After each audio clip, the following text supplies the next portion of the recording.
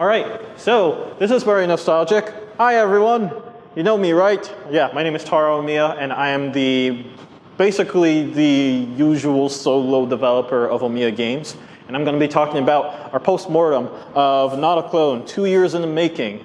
By the way, you might be asking, why is it a meta sequel? And in actuality, we actually had a Not a Clone post-mortem here at IGDA Albany 2 years ago, and I'm doing it again. So yeah, what happened 2 years ago? Well, what happened in 2 years ago was I just created this one-game-a-month prototype, and also I moved here. That also happened. But I created this one-game-a-month prototype, and during that post-mortem, basically I talked about, what one game a month is about. It's basically a New Year's resolution. People like to treat it like a game jam, but there's no hard feelings if you miss it. There's nothing going on. It's entirely all done online. And during that month, I basically spent the time to make a WarioWare clone and called it Not a Clone. Haha, yes, I am so clever.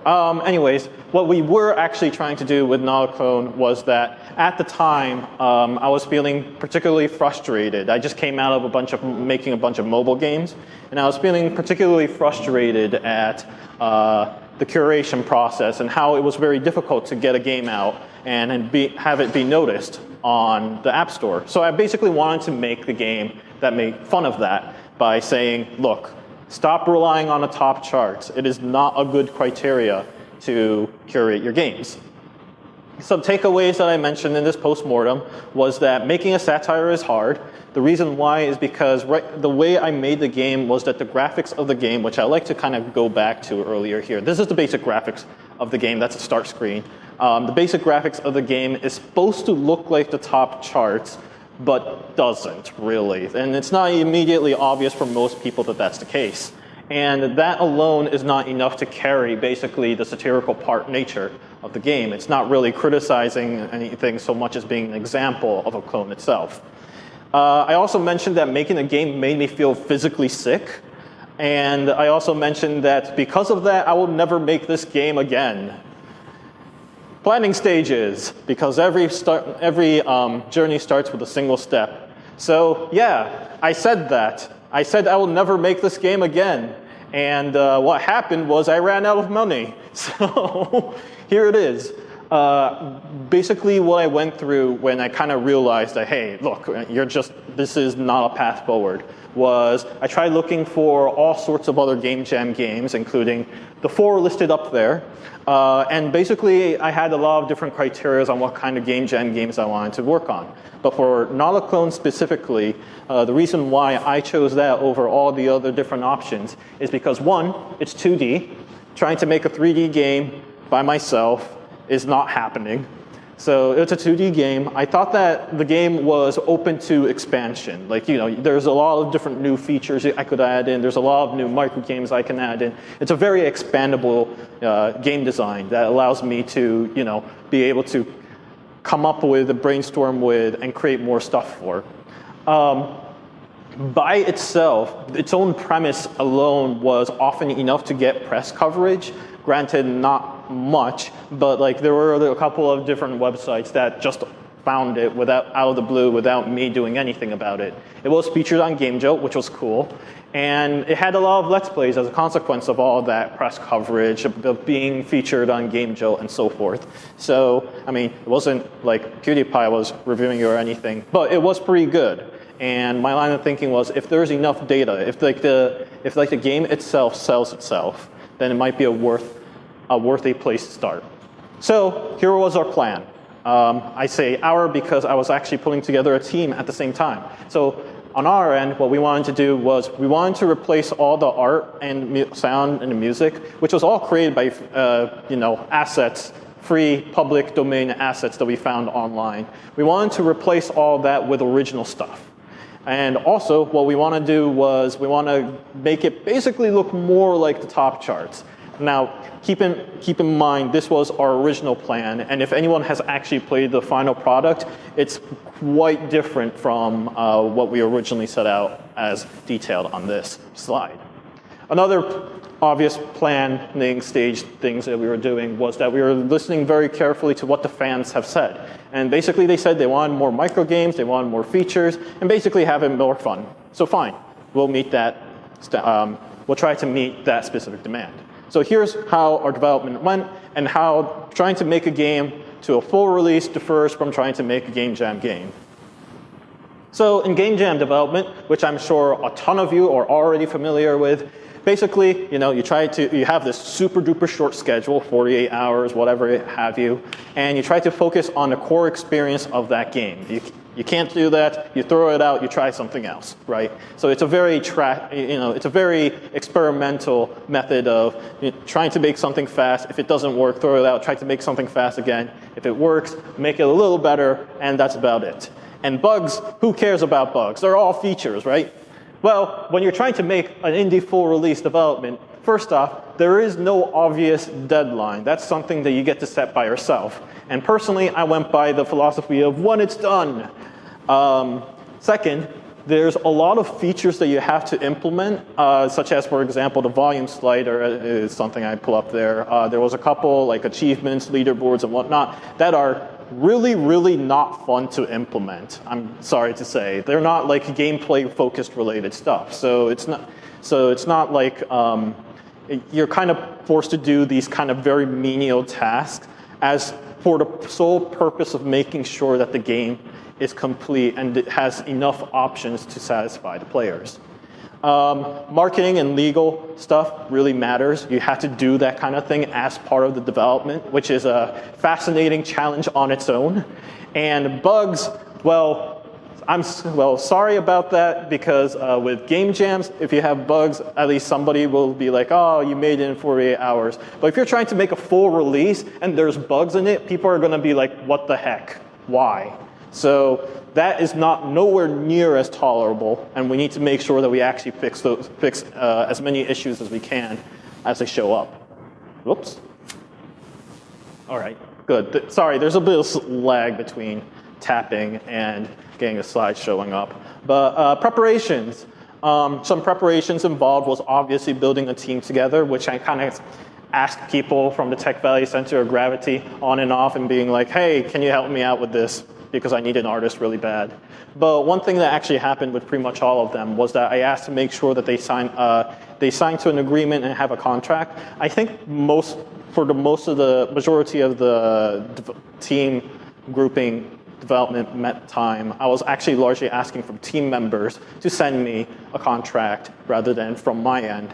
But either way, it's important to make sure that right off the bat, when you're talking to each team member that agrees to work on this, to your incorporated company, that they are very clear in understanding how much they're getting out of that project and what is expected of them from that project. Because you want to make sure that both of you are liable for what you're doing. We need to create a marketing plan right from the get-go, which we kind of sort of did, right, Robert? And we need to list out all the planned features and the currently existing bugs in basically a huge, gigantic list. And what did we do with those? Well, first off, the way we developed this whole game was basically doing treating every X number of weeks. I think in our case it was more like 4 weeks. Every X number of weeks as basically a game jam. You're trying to make a release at the end of every X number of weeks. We basically go through the entire feature list and a bug list and discuss about the priorities and say, all right, right now this is our current issue. Let's work on these sort of stuff first. Let's worry about all these other stuff later. So like the priority system that we quickly chose was the must-haves, the blockers, and the would-be-nice. The blockers being, the card or the task blocks something else from happening. Must-haves obviously being, we can't release without this. And would be nice is like, it's awesome, but we can't, if it's not in the game yet, no harm done. And generally we'll discuss about, the feature list and say like, all right, these are obviously of high priority. Which one of these can we actually do within 4 weeks? We tried to have a status update meeting as many times as we can. In our case, we did it once every week because everyone except me was doing it part-time. I was doing it full-time, making this game. We use a task tracking tool called Trello. I would definitely recommend like at least using some sort of bug tracker. But Trello is free. It's totally usable. I highly recommend that too, and very customizable as well.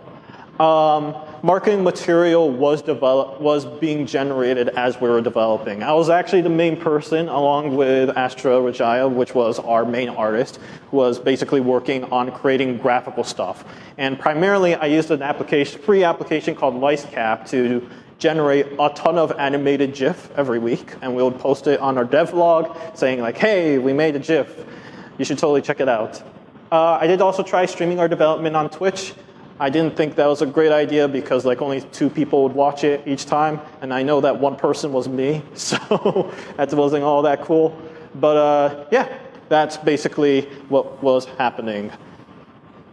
Oh, whoops, I keep pushing the wrong buttons.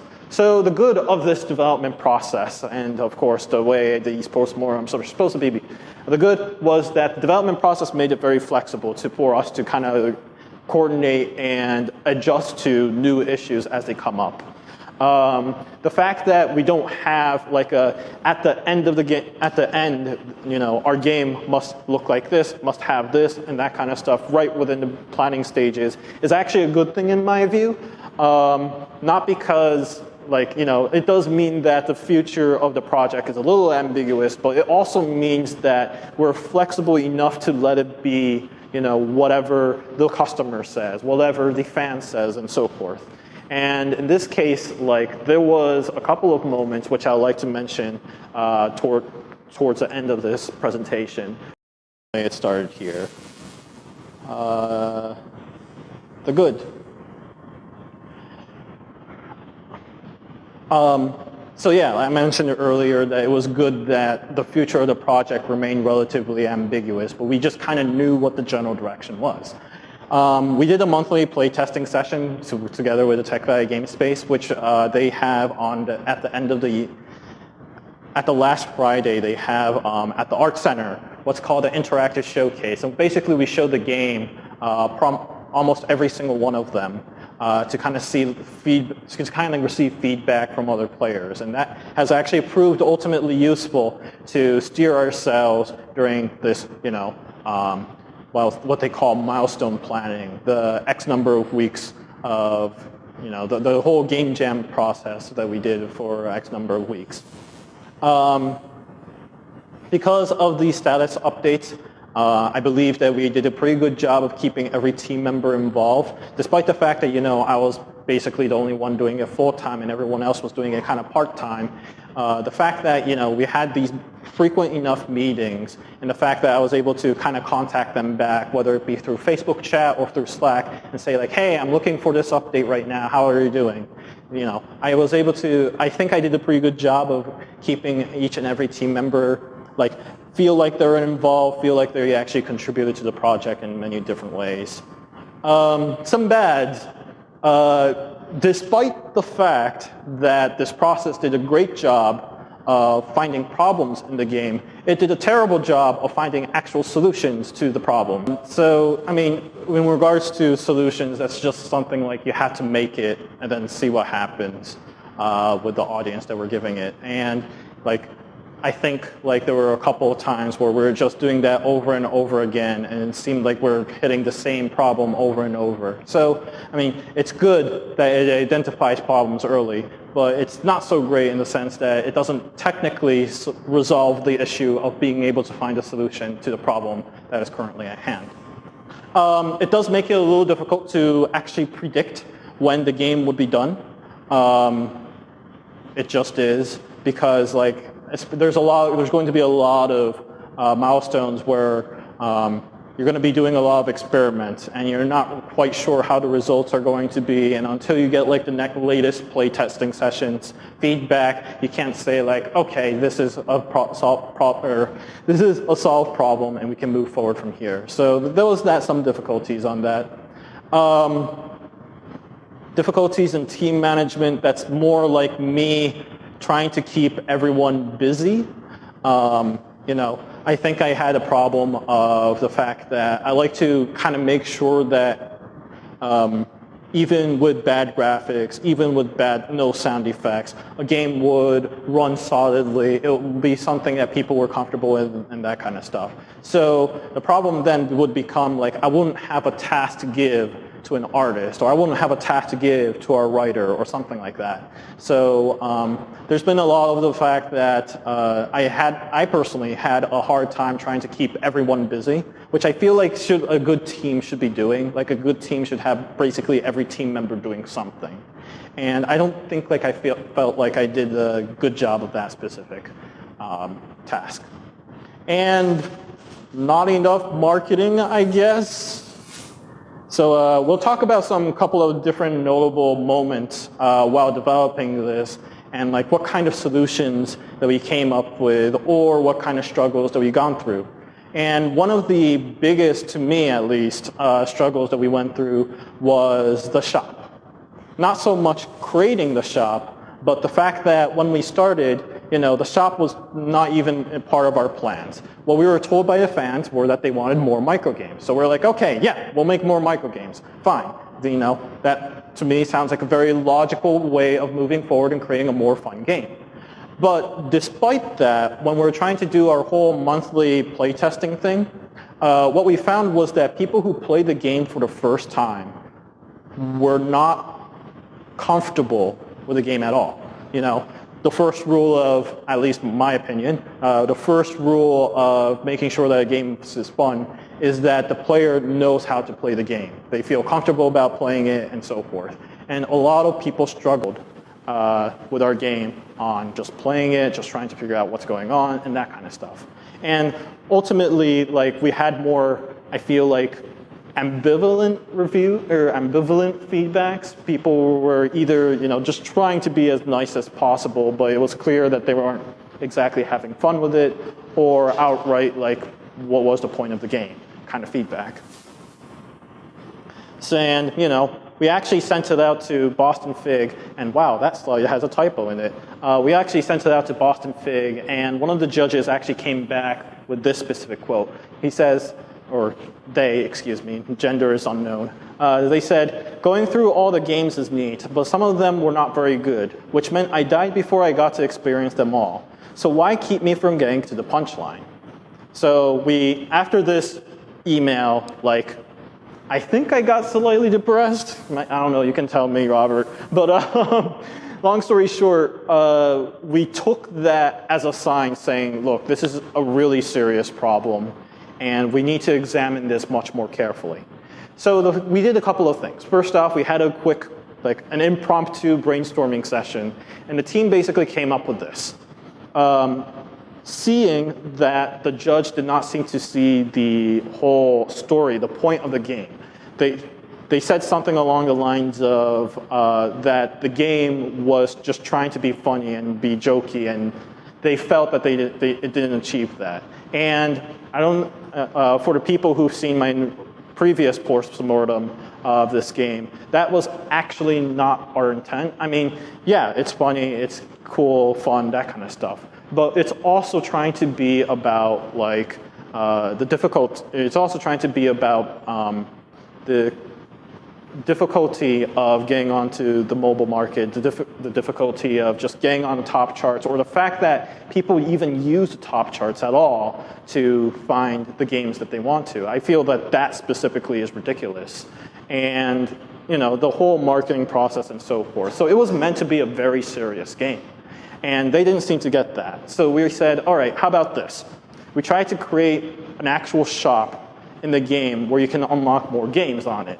And that would help us propel the idea that, hey, look, this game is, you know, this game is being a metaphorical store that sells a lot of clones.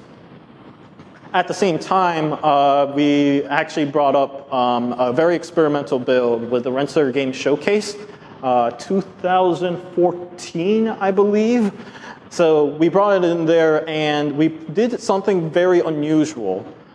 We did exactly the opposite of what the fan requested, And we actually took out a ton of games out of it. I think what we did was we created like a quick cheat menu that allows you to turn on or off certain games. And basically what we did was like we took out a ton of them and see how that went. And it turned out that a lot of players actually preferred the game more when there were less micro games than the original prototype than more. So that was astounding. That was like completely the opposite of what we expected. So we're like, all right, it looks like then what we want to do with this whole store idea is not only do we want the shop to be like an actual, metaphor of the App Store, but you also want it to be a form of a skill gate to keep people from, being intimidated by giving them first all the easy stuff, and then when they feel like they got comfortable with it, we now give them the option to start unlocking new stuff at their own pace. So, with that, our next notable moment is MAGFest, which was pretty awesome because you can see some cameo appearance of the crowd members in here. But yeah, this is our this was our booth back in MAGFest in Maryland at National Harbor, I believe, and this was back in 2015. And this was actually not 2015. It was actually this year, 2016. I'm totally wrong. So yeah, we had this game out, we had this booth up on 2016 with a fairly complete, mostly functionality-wise, complete game. And, I thought that was pretty awesome that we were basically able to make that booth and with just a few $100s. Most of the money went to making the posters in the back over there. Let's see, I already had that tablecloth, so that didn't cost any money. Those pipes, PCB pipes, were borrowed by John, so that didn't cost any money. We got the tables from the event itself. The laptop is the same one you're seeing right here. John and Amanda were free. Fun fact, you see those extra tablecloths and like a little white sheet at the bottom there? We stole those sheets from the hotel and just plopped them on and nobody found out. So we were pretty happy with that. The Boogie bean bags were also donated. The Boogie company actually was it Boogie? I don't recall the actual company name, but there was a company that was also trying to promote their product, and so they actually placed a couple of bean bags over at our booth. So Yogibo, thank you. So anything, a lot of these things were borrowed, and basically we managed to fly by with almost zero budget. So I'm pretty happy with that. This also gave us an opportunity to survey a lot of attendees and receive a lot of feedback, especially in regards to price, because that was something that we were still iffy on and we were not quite sure. So we were trying to have it we had this paper survey that every person filled, and we tried to get as many playtesters filling out attendees of those convention. And that actually gave us a lot of really cool perspectives, including there were a couple of developers that was actually in that show that wrote down a note saying, hey, could you clone our game for your game? So that was pretty awesome. Reception was very positive, despite being a mobile game inside a hardcore game environment. I take that as a huge plus. And it was pretty well intended. We got over 100 survey feedback, which was pretty awesome. And I mean, that's survey feedback. Take into account that not everyone answers to the survey, and that means that we obviously had a lot more people actually playing the game. So the one other notable moment, I swear this is going to be the last one, is the game over screen. And well, as you can see here, this is an animated GIF of the game over, well, almost animated GIF of the game over screen, showing you how to actually buy stuff at the store. So here's the original game over menu from the original prototype. It'll say game over, you played 45 games, and that kind of stuff. What I wrote on the last Post-Mortem, and what I also presented, was that to me, this game over screen isn't great. It says, this screen is very condescending. I fully admit that not only is this screen offensive to me, it's also not even the message that we want to deliver. So basically, our artist and I went through a lot of different iterations with the game over screen. which was fascinating on its own when we kind of go through incrementally how we made it to our final result. But our first iteration, we made this. You might notice that there's no buttons to return all the way back to restarting the game or going back to the start menu. That's because you had to tap to the right arrow key 4 times before I actually did that. And while discussing about it and trying to get people to kind of play this game over screen, we discovered that, it takes way too many taps to actually get there. So yeah, let's do that over again. All right, here it is. So let's use tabs, right? Tabs is something everyone's familiar with. No, tabs are horrible. Don't use them. Please, stop. I hate tabs, unless they're on browser, because you deliberately open those. So yeah, on our second iteration, we tried using tabs, and nobody got that. 1, you can actually swipe to go to the next screen, and 2, that there were tabs at all at the middle of that screen there. So fine. We're like, all right, let's try reducing this so that it's only just 2 tabs and it's at the bottom of the screen so that they're looking at it down and they're like, oh, hey, there's a more info button. Maybe that's something we can do with.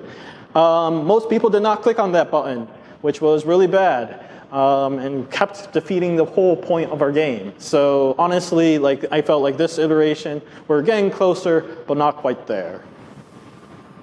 So finally, we have this 4th and final iteration. We still think there's way too many information in there, but now it auto-animates practically every information that you just saw, whether they're clones or original games or what the pie chart is supposed to look like. The little quip in there that tells you some sort of facts about clones and whatnot. They're all now fit into a single screen and under a scrollable window so that you don't necessarily see all of them at once, but you can actually see them at your own leisure. So I felt like this was pretty good. And now what we're relying on is a button navigation to get to the next place, which people were a lot more encouraged to actually tap on. We have the store button, obviously, to go to the store. We have the single leaderboard button that switches to the leaderboard, and you can see the little animation right there that switches to, hey, you can go back to results by tapping on this button if you want to. So not exactly the best game over screen in our opinion, but we thought it was good enough, and we went forward with that. So that was a journey and a half. So yeah, what were the results of making this game in specifically the way that we did? Were we right and with everything? Well, first off, the cost. Let's talk about that. At our peak, our team size were at 7. That included 2 artists, myself as a programmer, another backup programmer, a writer, and a musician, and a sound designer. I think there was a voice actress at some point that we just hired very quickly.